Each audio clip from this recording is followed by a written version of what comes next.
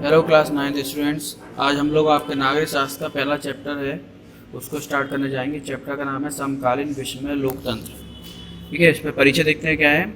21वीं सदी लोकतंत्र की सदी है, यानी कि जो 21st सेंचुरी है वो 21वीं सदी जो है वो लोकतंत्र की है। यहाँ पे लोकतंत्र का वो था।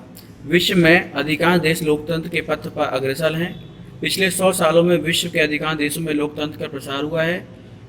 विश्व के आधे से ज़्यादा देशों में लोकतंत्र सरकारें स्थापित हो चुकी हैं और कई देश के इसके लिए प्रयत्नशील हैं।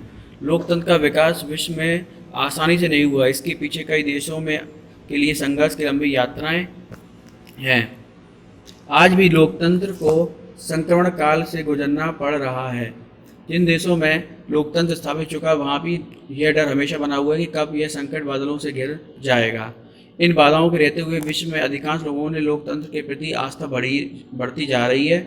विश्व रंगमंच पर अंतर्राष्ट्रीय संस्थाएं भी लोकतांत्रिक सिद्धांतों पर विश्वास करती हैं। दुनिया के विभिन्न देशों में लोकतांत्रिक व्यवस्था के बनने बिगड़ने की अलग अलग कहानियाँ हैं। जिसमें से लोकतंत्र विकास की दो कहानियों का अध्ययन हम चिली और पोलैंड के माध्यम से करेंगे। यहाँ पे ये बताया गया है 21st सेंचुरी जो थी है जो क्या लोकतंत्र मतलब है ये जनता द्वारा जनता के लिए शासन, यानी कि जनता सरकारें चुनती हैं और जनता के हित में ही वो सरकारें या फिर लोग जो चुने जाते हैं वो जनता के हित में ही कार्य करते हैं। इसमें कई देश ऐसे हैं जिनमें लोकतंत्र स्थापित हो चुका है और कई देश ऐसे हैं जिनमें लोकतंत्र स्थापित करने का प्रयास चल रहा है और कई अंतर्राष्ट्रीय संस्था भी इसमें सहयोग कर रही है ताकि उन देशों में लोकतंत्र की सरकार स्थापित हो सके। ठीक है, तो ऐसे ही जहाँ पर लोकतंत्र बने हुए हैं किस तरह से उनकी दो कहानियाँ इस चैप्टर में अभी जो है दो कहानी बताना चाह रहे हैं। इसमें दो कौन कौन से देशों की, चिली की और पोलैंड की। ठीक है, आगे देखते हैं। सबसे पहले ये एक भाषण दिया हुआ है जो चिली की जो राष्ट्रपति थे उनका ये अंतिम भाषण है, इसको आप पढ़ सकते हैं। और लेकिन हम लोग मेन टॉपिक पे आएंगे। जो नेक्स्ट टॉपिक है हमारा वो है चिली में लोकतंत्र कैसे स्थापित हुआ, क्या था, उसके बारे में पढ़ते हैं यहाँ पे। ठीक है, साल्वाडोर अयेंदे दक्षिणी अमेरिका के महाद्वीप के प्रमुख देश चिली के राष्ट्रपति थे, यानी कि दक्षिण अमेरिका में एक राष्ट्र था चिली, उसके ये राष्ट्रपति थे। सितंबर 1973 को सेना के लोगों ने राष्ट्रपति के आवास पर हमला किया और इसमें राष्ट्रपति अयेंदे की मृत्यु हो गई और इसी क्रम में उन्होंने अपना अंतिम भाषण दिया था। जो पहले जो भाषण दिया हुआ था उनका अंतिम भाषण था और इस जो चिली के राष्ट्रपति की हत्या कर दी थी सेना के लोगों ने। ठीक है, उन्होंने कहा था इसमें कि मेरी कुर्बानी बेकार नहीं जाएगी, मैं महा अपराध, कायरता, देशद्रोह के खिलाफ एक नैतिक सबक बनकर मौजूद रहूंगा। उन्होंने अपने राष्ट्र भाषण में ये बातें कही थी। इसी दिन फौज ने सरकार का तख्ता पलट कर दिया। फौज ने सरकार का तख्ता पलट कर दिया से मतलब ये है कि सेना ने राष्ट्रपति को मारकर वहाँ पे जो लोकतंत्र शासन था उसको फौज ने अपने अंडर में ले लिया था। चिली की सोशलिस्ट पार्टी के संस्थापक थे। अयेंदे चिली के सोशलिस्ट पार्टी के संस्थापक थे। उन्होंने पॉपुलर यूनिटी नामक गठबंधन का नेतृत्व किया।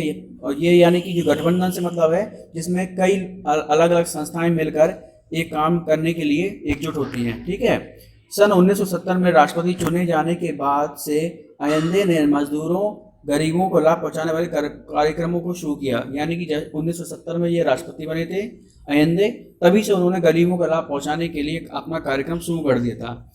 इसमें शिक्षा प्रणाली में सुधार, बच्चों को मुफ्त में दूध बांटना, भूमिहीन किसानों को जमीन बांटना वाले कार्यक्रम शामिल थे। यानी कि इन्होंने जो मेन जो गरीबों के लिए हित में काम किया उसमें क्या क्या काम थे।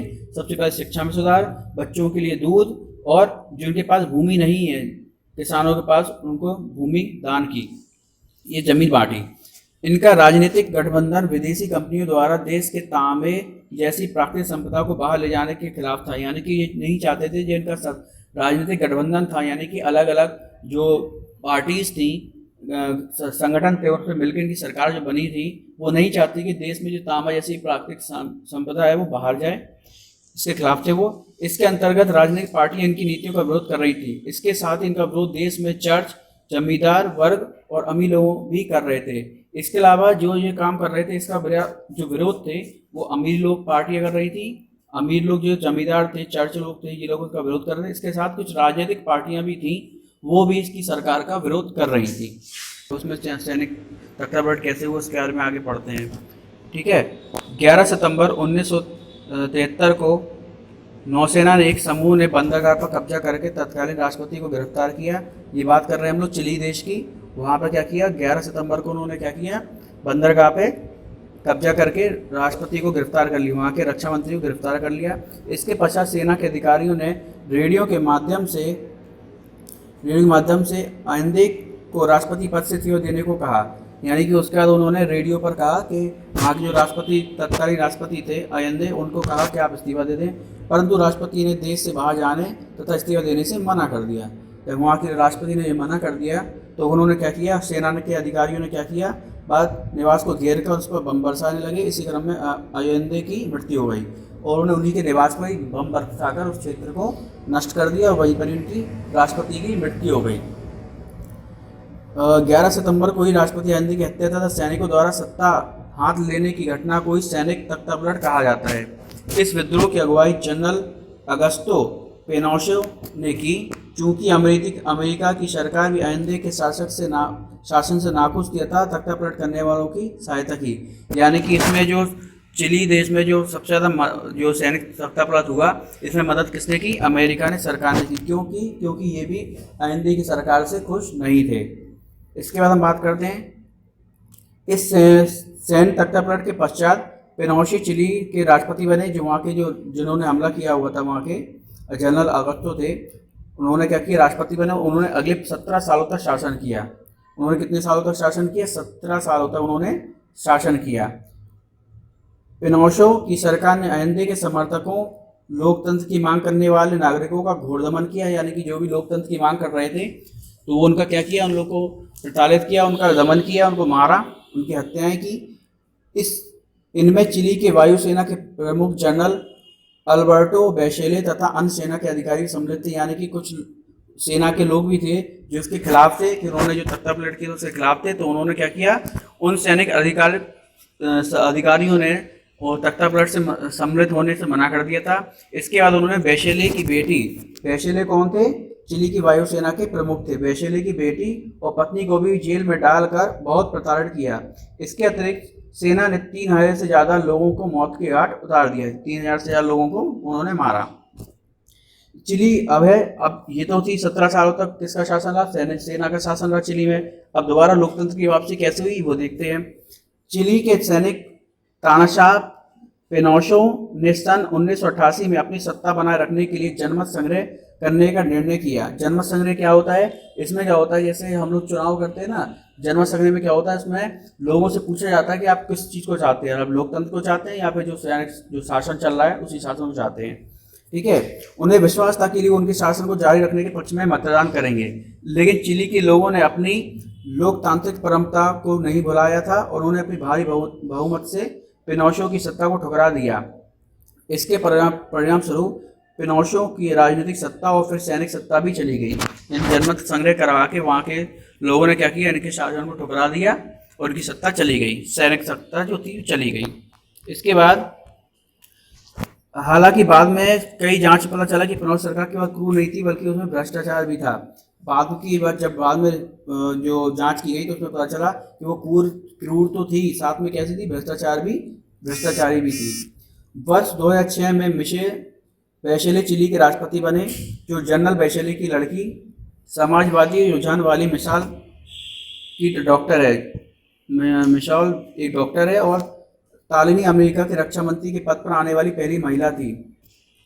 इस तरह से चिली में लोकतंत्र के पतन और उत्थान की घटना देखी गई। चिली में लोकतंत्र के उत्थान और पतन, इस कहानी को हम उनके भाषण से जान सकते हैं। जो भाषण उन्होंने दिया था उससे जान सकते हैं। चूंकि नफरत का शिकार बनी थी इसलिए मैंने अपना यह जीवन नफरत को खत्म करके सहनशीलता, नासमझी के साथ प्रेम को बढ़ाने के प्रति समर्पित किया। ये एक भाषण जो था वहाँ के राष्ट्रपति जो बने मिशेल, उन्होंने ये भाषण दिया हुआ था। अब इसके बाद हम बात करते हैं पोलैंड में लोकतंत्र की। ठीक है, चिली का पढ़ा था हमने, अब हम पढ़ेंगे पोलैंड का लोकतंत्र। सन 1980 में पोलैंड पर जोरूजेलस्की के नेतृत्व में पोलिश यूनाइटेड वर्कर पार्टी का शासन था। ठीक है, यह उन साम्यवादी दलों में से एक था जो पूर्वी यूरोप के कई देशों पर शासन करते थे। साम्यवादी शासन वाले देशों में किसी अन्य राजनीतिक दल को राजनीति में हिस्सा लेने की आज्ञा नहीं थी।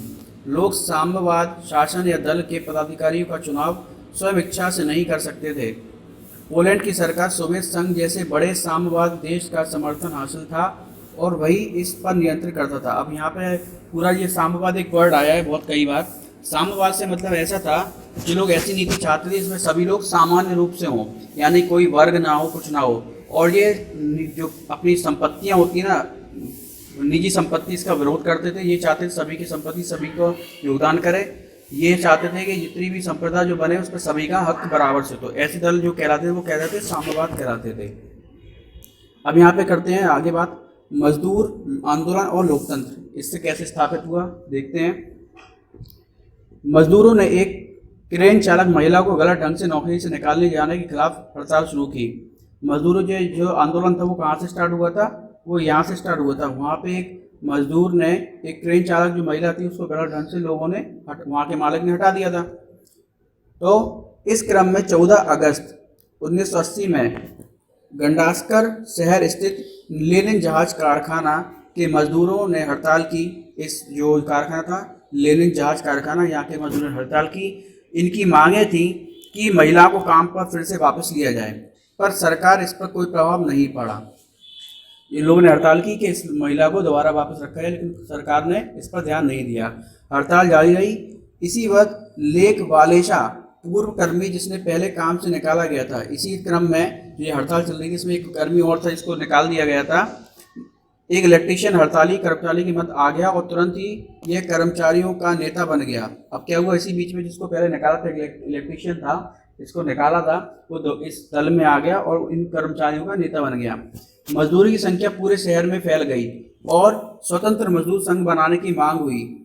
राजनीतिक बंदियों को रिहा करने की मांग, प्रेस पर लगी सेंसरशिप हटाए जाने की मांग करने लगे। यानी कि इसके साथ साथ ये जरा सा जो बात से स्टार्ट हुई थी, नेता बन गए, नेता के बाद उन्होंने मांगे शुरू कर दी और उन्होंने एक मजदूर संघ की स्थापना करने की मांग करी। सरकार इस बड़े आंदोलन के सामने झुक गई और स्वतंत्र मजदूर संघ बनाने की अनुमति प्रदान कर दी गई। लेक वालेशा के नेतृत्व में मजदूरों ने सरकार ने 21 सूत्री करार किया और हड़ताल खत्म हुई। यानी कि जो 21 सूत्री करार से मतलब है 21 जो पॉइंट थे उस पर उन्होंने अपना क्या किया, सरकार के साथ उन्होंने क्या किया, करार किया, बॉन्ड साइन किया।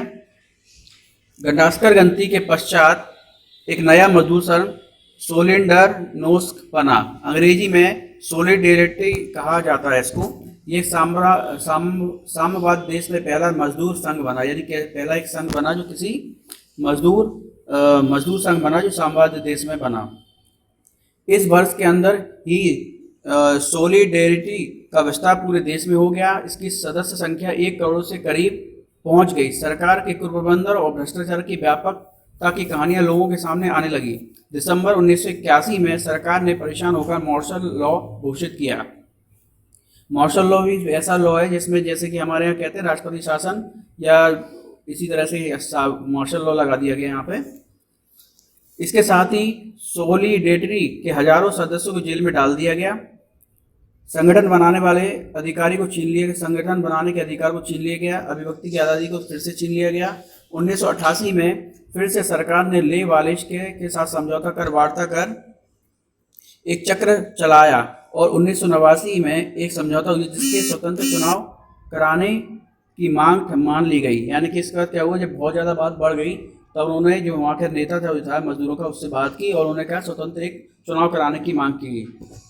सीनेट के सभी 100 सदस्यों ने चुनाव में 99 सीटों पर अपना मतलब हक जमाया प्राप्त किया, जीत गए और अक्टूबर 1990 में पहली बार राष्ट्रपति पद के लिए चुनाव हुआ और ले वालेशा इसके प्रथम राष्ट्रपति बने। ठीक है, अभी आप लोग को इतना ही पढ़ने, इसमें अगर कोई प्रॉब्लम हो तो आप पूछ सकते हैं। Thank you.